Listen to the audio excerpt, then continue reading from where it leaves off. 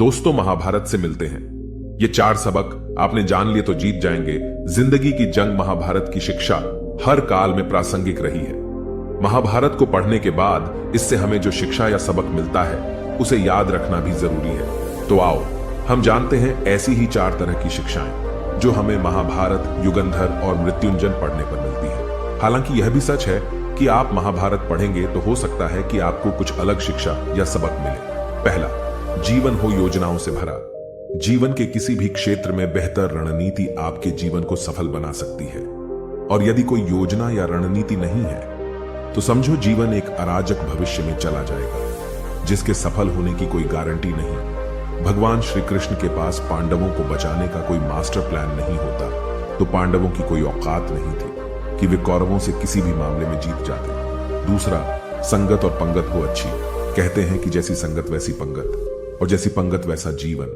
आप लाख अच्छे हैं लेकिन यदि आपकी संगत बुरी है तो आप बर्बाद हो जाएंगे।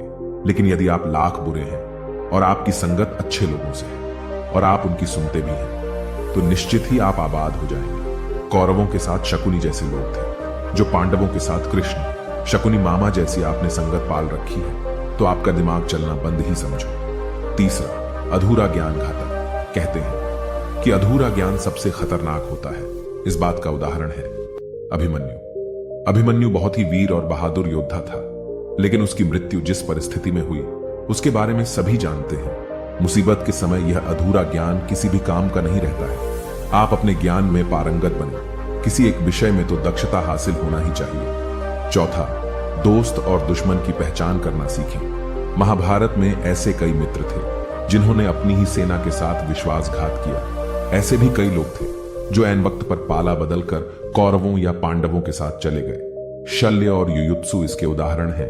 इसीलिए कहते हैं कि कई बार दोस्त के भेष में दुश्मन हमारे साथ आ जाते हैं और हमसे कई तरह के राज लेते रहते हैं। कुछ ऐसे भी दोस्त होते हैं जो दोनों तरफ होते हैं, जैसे कौरवों का साथ दे रहे भीष्म, द्रोण और विदुर ने अंततः युद्ध में पांडवों का ही साथ दिया। तो दोस्तों, इस महाभारत के इन 4 सबकों को जानकर आपको बहुत कुछ सीखने को मिला होगा। तो दोस्तों, हमें आपसे उम्मीद है आप हमारे चैनल को सब्सक्राइब करना नहीं भूलेंगे। धन्यवाद।